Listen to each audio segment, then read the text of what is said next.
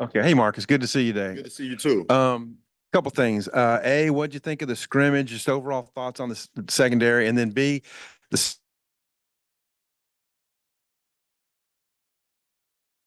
safeties. It's been with the scrimmage. I thought, we started slow. We didn't come out prepared to play from the beginning.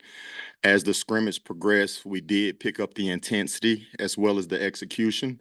So for us right now, the main focus between scrimmage 1 to scrimmage 2 is just learning how to start fast. And that's why the fastball period to start practice has really been good for us, just in terms of setting the tempo from start to finish.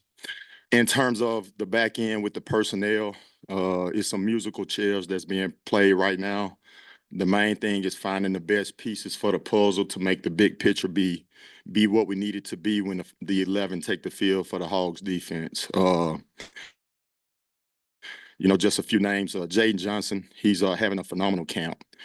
His consistency has really increased from last year.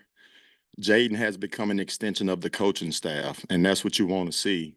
Funny thing, yesterday at meetings, Coach Wilson is up explaining something to Selman, and he was just listening instead of taking notes, and you see Jaden in the back tap his notebook and tell him to write.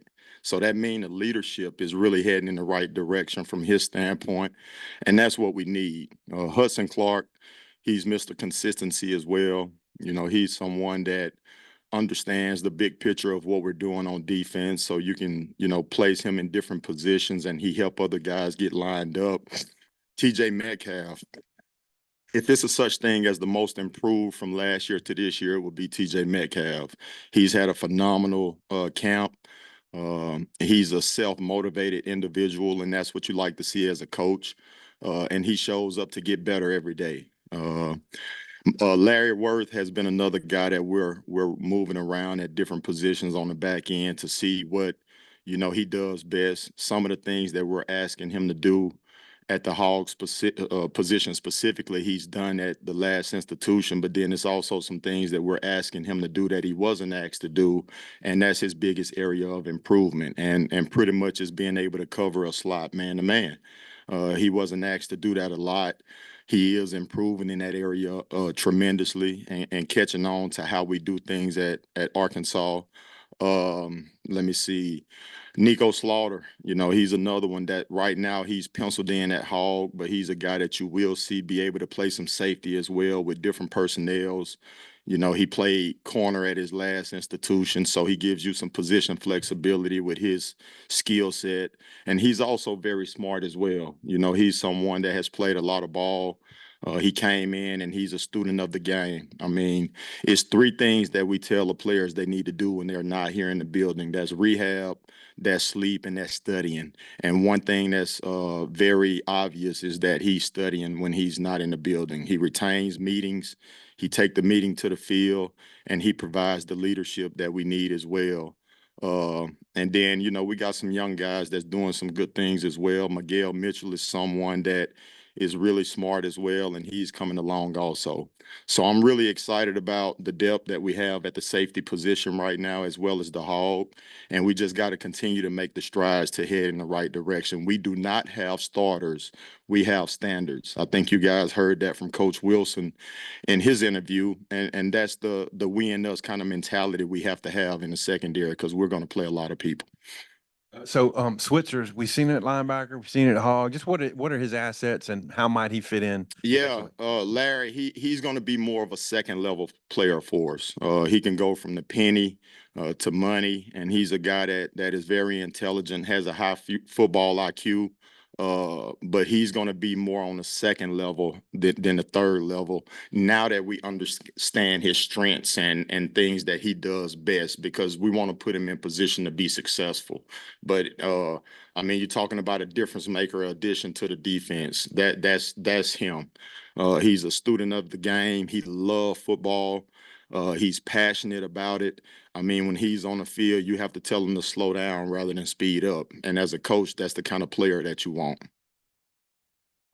Kind of hit on TJ there. You mentioned him, Coach, but what is he doing well? And then Tevis, how's Yes. he coming along also? Man, absolutely. I tell you what, man, those two kids, they're consistent.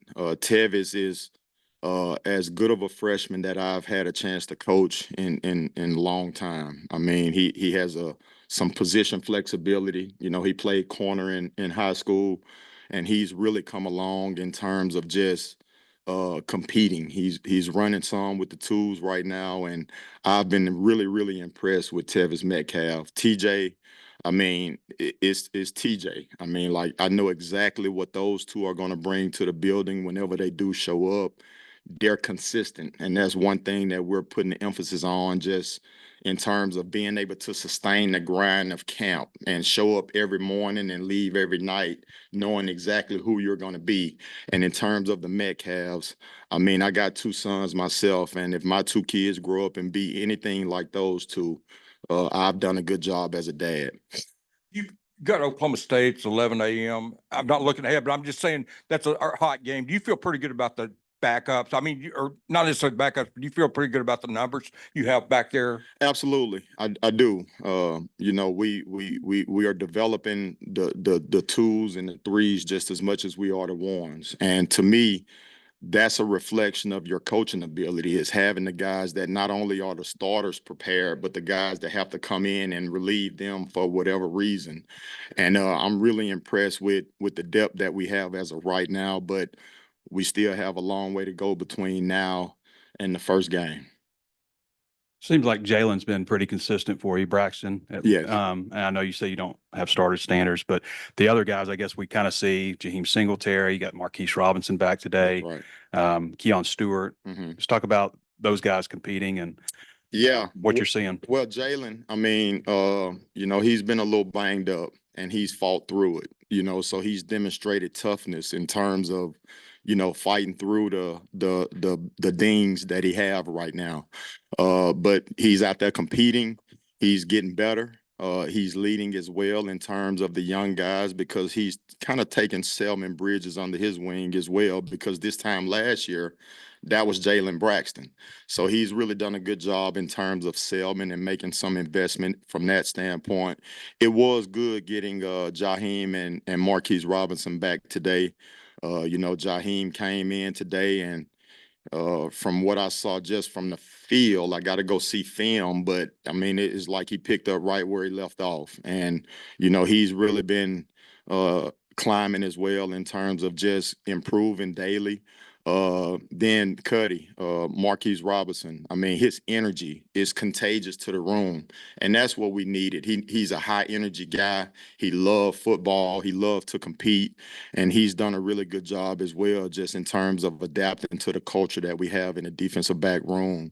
He's a bright-eyed kid, and he's consistent as well. So I'm excited to get him back into the mix of things. Keon, he got to continue to be consistent. You know, that's the challenge for him right now.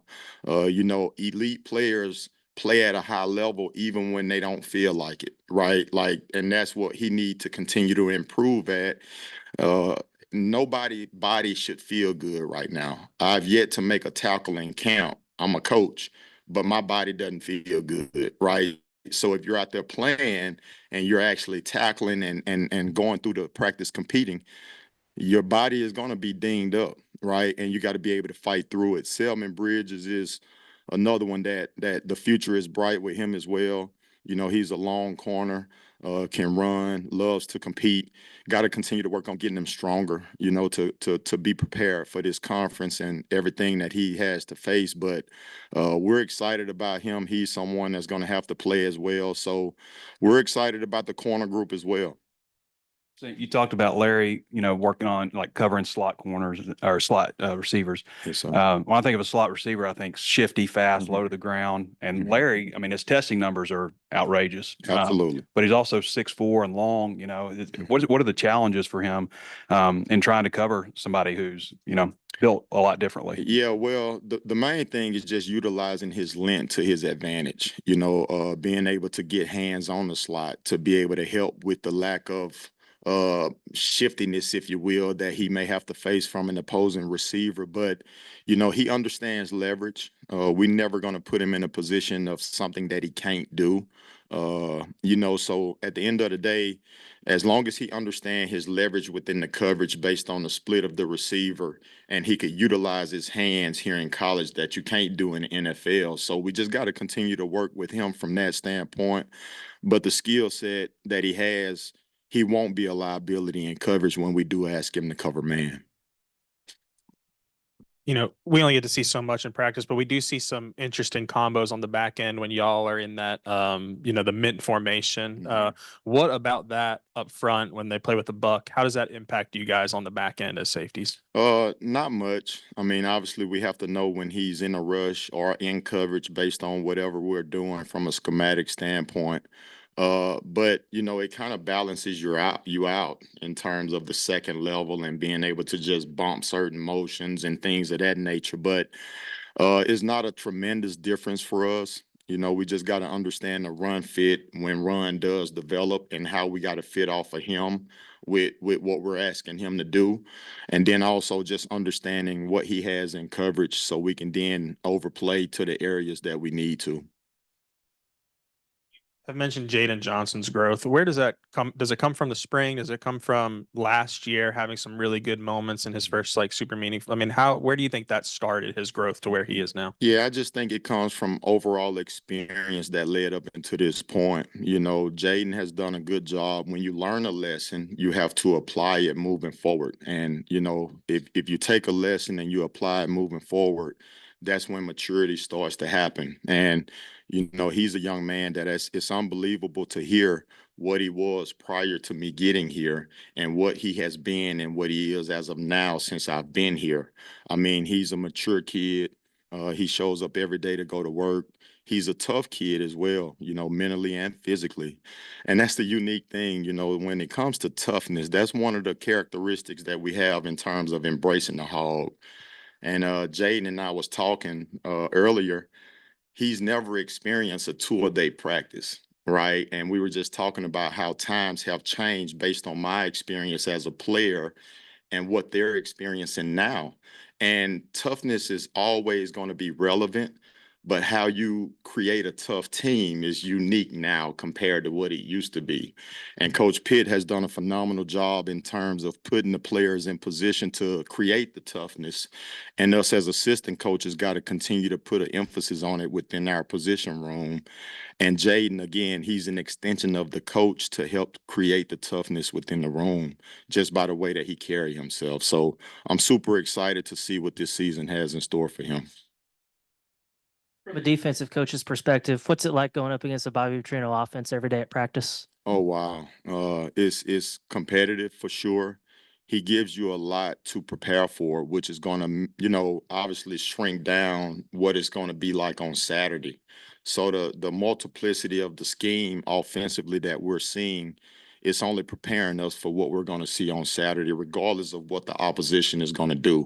So I feel like it's nothing that we can see on Saturday that we hadn't seen from Coach Petrino at practice. And we're excited about it. It challenges us as a defensive staff to really prepare. And I'm excited to see what the offense brings to store this upcoming fall for sure. What have been your impressions of the receivers? Are there any guys that in particular give your guys, fits on a daily basis? Yeah, I mean, those guys collectively, you can see the improvement. Ronnie Fouch, Coach Fouch has done a phenomenal job with the group. Just, the obvious guys, Andrew Armstrong, he's, missed a couple of practices here lately, but, before his injury, I mean, he was really competing and challenging and making us better. The same with Tyrone Broden as well. And then now you have the young guys. I mean, CJ Brown has really been phenomenal. He does a good job. He doesn't look like a freshman from, my seat and what we face at practice. Monty Harrison, he's an older guy, a mature guy that brings a level of physicality to the receiver room that is going to prepare us for seeing that kind of skill set on Saturday. And then you got let me see, what's his name? Pepe is what we call him. number 11. I can't think of his name right now. I'm having a brain fart. Yeah, Jordan Anthony. I mean, his speed and his skill set, he can fly. And I seriously doubt that we'll see a receiver that can run as fast as him. So he's really preparing us in the slot. And but as a whole, just the entire receiver group, it's been a competitive camp thus far, and they're really striving to get us better for sure. You guys made such a leap in terms of pass defense numbers from the year before you were here to last year. Just when you reflect on 2023, maybe what were some of the biggest keys to that room, the secondary taking a step forward? Yeah, good question. So, this time last year, the emphasis was togetherness, right? And just creating that camaraderie and the chemistry amongst the group. That's really important. And I do think that that had a big role into the improvements that we made. However, that wasn't good enough, in terms of the performance that we put on the field last year. So we got to continue to work to get better. We understand each other better as well. It's actually a culture and it's a standard in the room that has been set. And they know myself and Coach Wilson better. We know them better. We understand what they can and can't do better. So we'll be a better staff in terms of putting them in position to be successful. But it's just now the overall culture, the start fast emphasis that we have this camp moving forward, and just that daily improvement. We have a saying in the defensive back room, how you do anything is how you do everything. And those guys have done a great job in terms of being where they supposed to be, when they supposed to be there, and doing what they supposed to be doing. And I truly feel like that's how you win games. Like winning games is not just what you do on a practice field. It's also what you do when you leave the building, and everybody being where they supposed to be, when they supposed to be there, doing what they supposed to be doing to the best of their ability. And that's the mindset. And so that creates consistency. And I'm just excited about this group and the improvement that we made last year. We got to continue to make those same improvements toward this year as well. You mentioned the penny position earlier. Can you go into a little detail about what that role is exactly? Well, right now, one of our strongest positions is the linebacker room. Coach T. Will and Coach Jake Trump, they done a really good job in terms of replacing some guys and bringing guys in that fit what we do. So with that, we have to find packages to get more of the linebackers on the field, and that puts four linebackers on the field. That's one of the strongest and deepest positions that we have on defense. So again, right now, we're just trying to figure out the best pieces to the puzzle to put the best 11 on the field to give us the best chance to win and be successful. Do that is, I think I saw you guys working that. Is like Spence down closer to the line of scrimmage when you do that? Yeah, but it's musical chairs. I mean, like, you got different guys right now. That may be him, it may not. It's early on, and we still got a lot of time between now and the first game to see, the how can we put the best guys in position to be successful. And Coach T. Will is doing a good job, leading us as a staff to just find the best guys to put in the best position. You talked about Selman quite a bit, but I was wondering, like, with the path that he's on right now, and we saw Jalen Braxton obviously improve to where he started 6 games for you last year. You see Selman on a path to where he can help you guys and play this season? Absolutely. Yeah. With Jaheim and Marquise being down, the time that they were down, it allowed for great opportunity for him to be able to step in and go with some of the best guys on offense. And he exceeded the expectations that I had within the scrimmage one. And I'm excited to see, the improvement that he make individually between the first scrimmage to the second one. But he's going to play this year, and how much we'll see. It's a long season ahead. If you would have asked me last year at this time, would Jalen Braxton have had to play the role that he played for us last year, I wouldn't have believed it. But he had to step in when some older guys got banged up, and the rest is history. So we just got to have him prepared. And, once you go on that field as one of the 11, you are a starter, right? So we feel like if you're good enough, you're old enough, and that's the expectation. Hey, Coach, kind of a broad question. You talked about the importance of chemistry, togetherness. You also talked about having conversations with Jaden about, playing in different eras. What have you learned in terms of the portal, guys coming and going, about bringing together a room and building chemistry in a new era? Yeah, well, how important the character evaluation is within finding out who the player is, right? It obviously starts with the film, with what we look at to see if he fit from a player's perspective, but then once we contact and do our research in terms of the evaluation, the character part matters, right? There were several guys that we could have brought in from a player's perspective that we thought were good enough, but once we did a character evaluation, we decided to go in a different direction. So I think we did a great job in terms of finding the right fit. And that's really what I learned through the portal, is that you gotta recruit guys that believe in the team, we and us. Football is the ultimate team sport. You're dealing with hundreds of young men as well as staff and administration. So it can't be a I and me type of person. It has to be a we and us. And we brought in guys that are selfless, that's willing to just play whatever role that we need within the team to help us be successful. So again, it's the player, but the person matters just as much. Thank you.